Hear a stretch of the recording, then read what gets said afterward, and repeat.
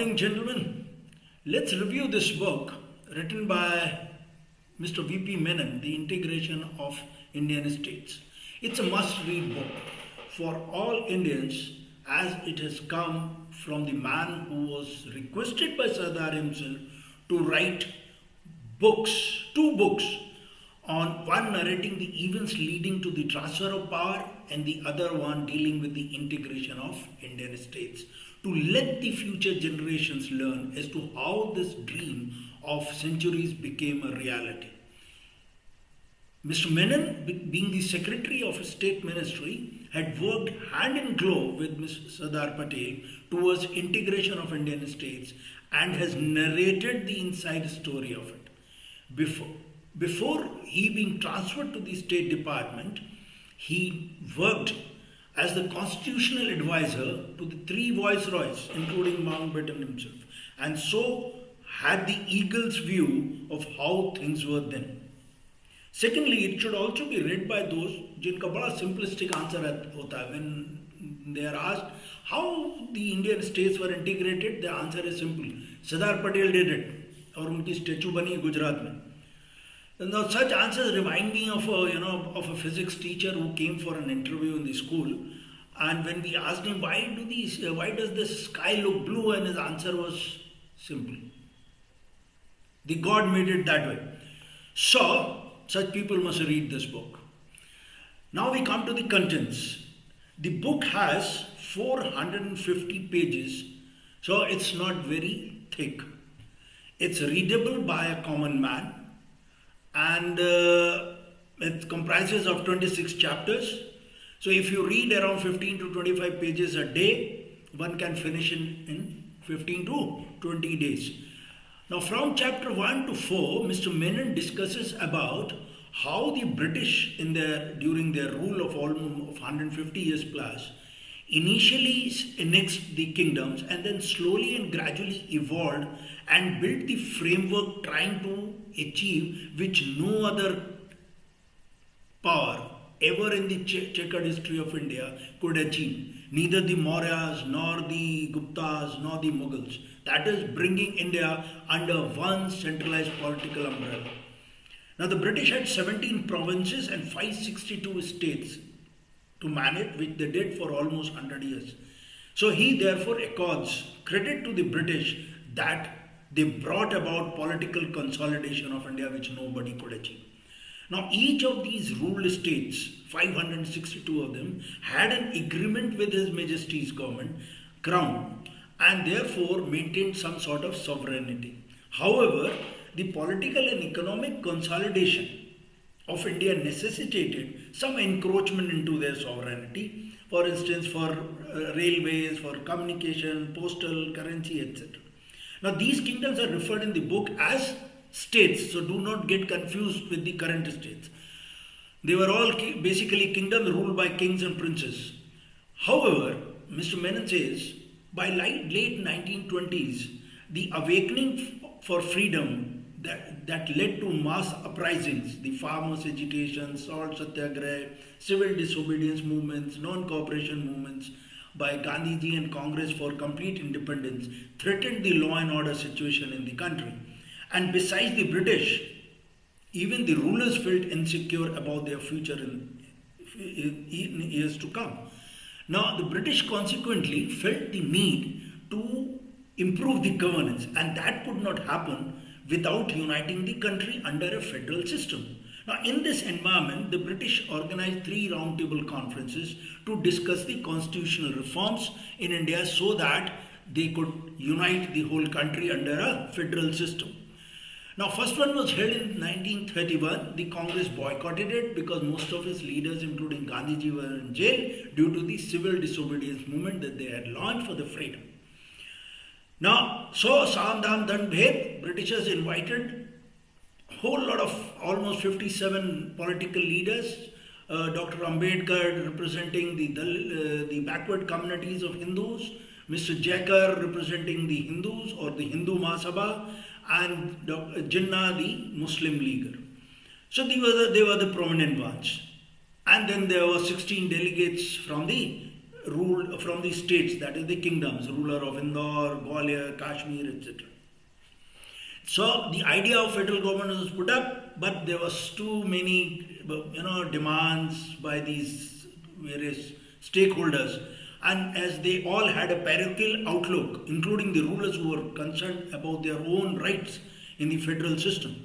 So the meeting failed. To achieve anything, the Britishers realized that it's a folly or it's pointless, undermining Gandhiji and the nationalistic sentiments, and it would lead them nowhere if they do so. So Sam Dam Dan Bhed ज़्यादा काम नहीं किया.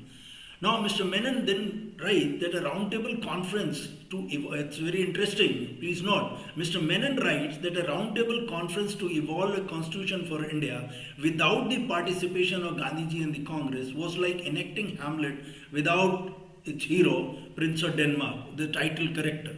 So as a result, a week after the meeting was adjourned, the Viceroy released all the Congress leaders unconditionally, and so in the second conference was held, Gandhiji attended, and he supported the idea of federal India, but he wanted that there should not be two different authorities of power, and he wanted that the government of India, whosoever comes to power, must also have complete control over the defense and the external affairs. Now, which British wanted to retain. So the Britishers naturally did not concede to his demand.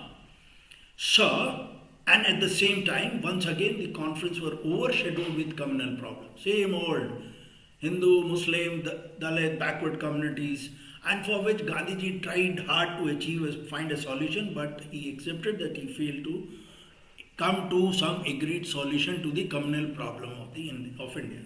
So, and then of course the kings had their own concerns. And so the third conference was called in 1932. Once again, Congress was absent, like it happened in the first conference when the Congress had boycotted. The third one also, Congress was absent as it had started the countrywide civil disobedience movement for the freedom of country. So once again the third conference also failed. However, in 1935, Government of India Act was passed by the British Parliament after a heated debate for months, and which provided or brought a new aspect. According to this, the province's accession was automatic, but in case of states it was voluntary. As this was, why it had was like this? Because the states had a different status. They had all the rulers had signed the agreements with His Majesty's government, which was the paramount power. So this was not acceptable to Congress. The kingdoms, as a result, they preferred to wait and adopted the wait and watch policy. Let's see kya hota hai finally. So they did not join. Now their position was simple, that the paramountcy should not be transferred to the successor government, whosoever gets the power. But it should be allowed to lapse, and states should not be forced to join any federal government. Now the British cabinet mission met the leaders of various political parties and communal groups, Hindus, Muslims, Sikhs, Parsis, and the views expressed were confusing. So there was no headway. Now, at one hand was the unity of India, and on the other hand were all these communal groups, represented by, Dr. Ambedkar, Hindu Mahasabha, and Muslim League. So to find a common ground was difficult. Then came the Great War, so everything got shelved. The British needed the rulers. They could not afford to antagonize the rulers, as they supported the British cause with men, material, money, and some of the rulers themselves participated in the war as officers. Now thereafter, once the war was over, the cabinet mission to India and the Indian leaders negotiated, and then the Viceroy announced the elections to the provincial assembly to be held in December 1945 and January 46, in which, if you read, you would find Muslim League, emerged as the second largest party, winning all these seats reserved, almost 90% seats reserved for Muslims, and so they could not be undermined as the true representatives of Muslims. So finally, in May 1946, the Viceroy issued a statement that given the concerned status of the states, the paramountcy could neither be retained by British nor can be transferred to the new government. And this, sets the British, the states or the kingdoms independent whenever the paramountcy lapses. Now, according to this, that means that the rights that the states had surrendered to the paramount power would return to them, and thereby making them free once again. They also agreed, Viceroy announced, accepted for setting up a constituent assembly for drafting the constitution. But the Muslim League was adamant they wanted a separate constituent assembly for Muslims. And despite, when the elections were held to the constituent assembly, the Muslim Leaguers did not join it. Now, and then came Attlee's statement, who announced that His Majesty's government has no intentions to hand over their powers and obligations under paramountcy to any government, whosoever comes to power in India. He also sets a date for transfer of power to responsible hands in India. Now, this gave immense advantage to the states, as so many of them had adopted, wait and watch policy, and they waited for the paramountcy to lapse and then negotiate. Probably that would have enhanced their bargaining power, or they could have become independent also. Now it was a race against time. There was barely a year. As had the states been allowed to go free, everyone knew that India would turn into a chaos. The 562 rulers could become independent, and a new government which had barely any resources might fail to achieve that unity and finally collapse. However, a very ably worded letter by Maharaja of Bikaner, comprehending the chaos on the departure of British, he urged the rulers to cooperate with the Constituent Assembly and also urged them to carry their people. He hinted them that the princes cannot afford to lose the support of their people, as the people of their states are watching the attitude of princes. As brought out in chapter between 1 to 4, that the awakening had taken place because of the uprisings, and this had spread to almost all these states, although some of them were still untouched. So the people were watching their princes, their kings, their rulers. So the Maharaja of Patiala also expressed similar sentiments, but it did not make much of an impact on most of the rulers, and the Muslim League had already declared its opposition to be part of the Constituent Assembly.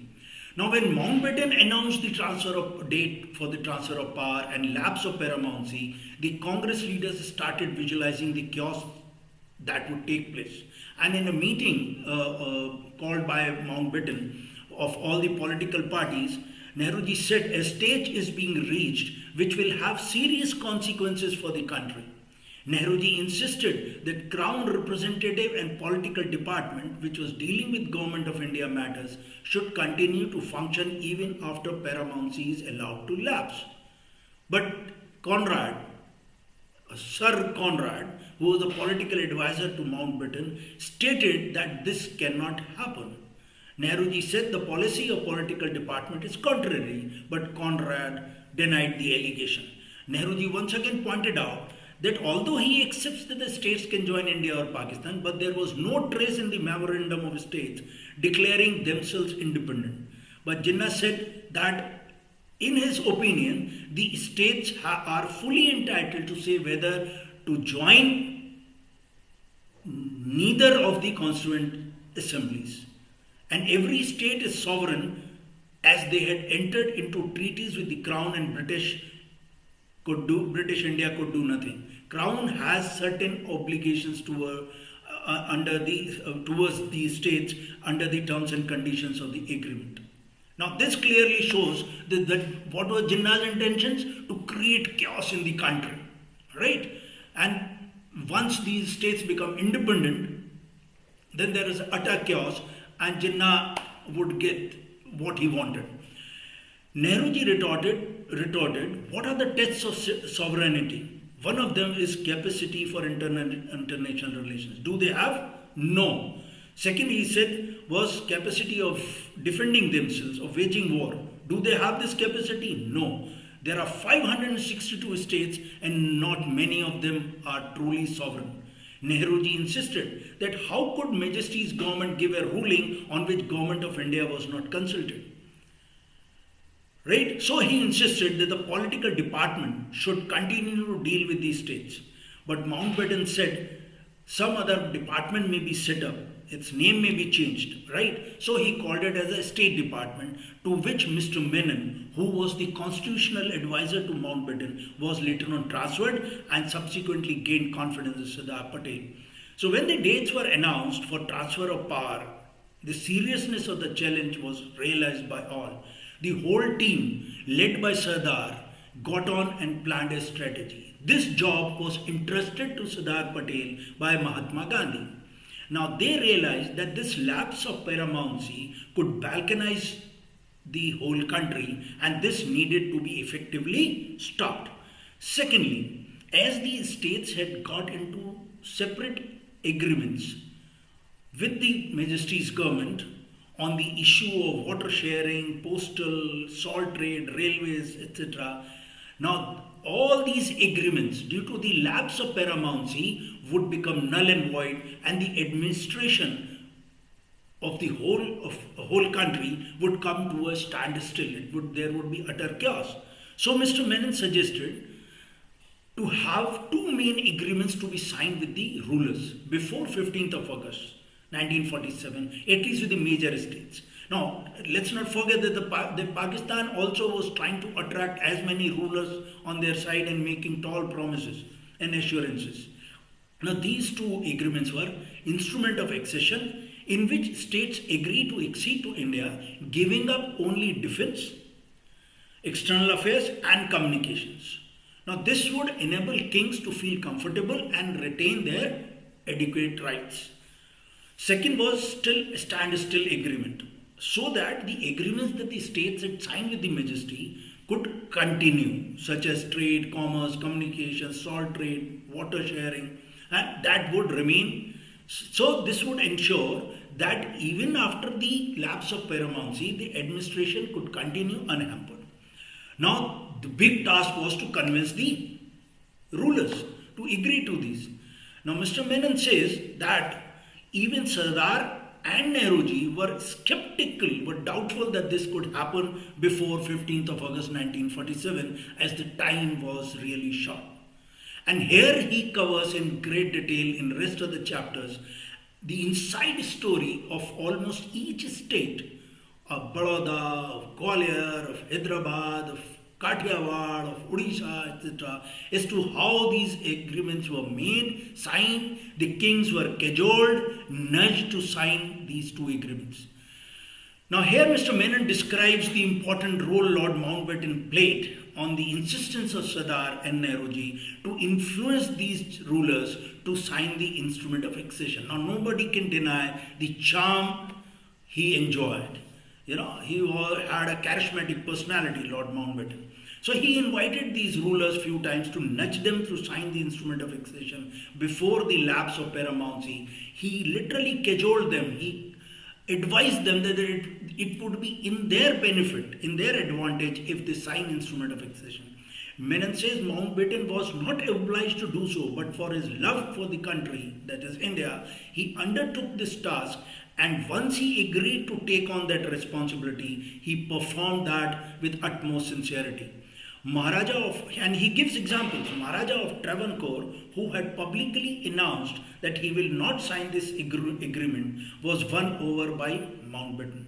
Mr. Menon also refers to an interesting incident in which Maharaja of Jodhpur, who was planning to join Pakistan, was compelled by Mountbatten to accede to India instead of Pakistan. After Mountbatten left the room, Maharaja Jodhpur took out a revolver and placed it on Menon's head, saying, "You cannot force me to sign this." Once the Maharaja of Travancore was won over by Mountbatten to sign the instrument of accession, the other rulers also started looking favorably towards this agreement.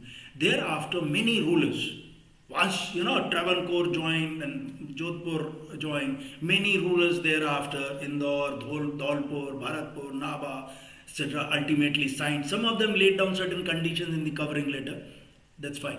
So by 15th August 1947, all the rulers geographically contiguous to India, with the exception of few more states here and there, they all signed and joined and signed the instrument of accession. Now, as regards Kashmir, the Home Ministry, the State Ministry had not even approached the Maharaja. However, Mountbatten had personally met the ruler and tried to induce the Maharaja, who was his old friend. Now read how far Sheikh Abdullah was important, right? He was sent to jail. These farmers' agitations were taking place and for agricultural reforms, and Sheikh Abdullah was arrested by Maharaja Hari Singh because he wanted farming reforms in the agricultural reforms there. And so Gandhiji insisted Nehruji to go and meet him and request Maharaja to release him. That's how this friendship started, and this came to India's help later on. So thus on 14th August, the State Ministry took control of all the residences from the political department, and finally when the paramountcy lapsed, they had ensured the fundamental unity of India. Although India became a weak federation on 15th August, with states shedding only few of their powers, that is external affairs and defense and communication, but that time there was no other viable solution available then, Mr. Menon writes. As most of the states had no administrative machinery, there were no courts, the ruler himself in many of these states were meting out justice. There was no revenue board, no uniform accounting system, no uniform revenue collecting system, and there was rampant poverty. Now the task that lay ahead was that before the constitution is adopted, framed and adopted, these states be grouped into some cohesive administrative units like provinces, districts, tehsils, but there were no enough officers and personals to do that task. There was acute shortage of trained personals and officers, as due to the war there was no recruitment in civil services. But something needed to be done to ensure that administration continues, and so it was done, and there were lot of hassles and complaints received. Mr. Menon says personalities of Nehru and Sardar furnished the main cohesive force in integrating these states.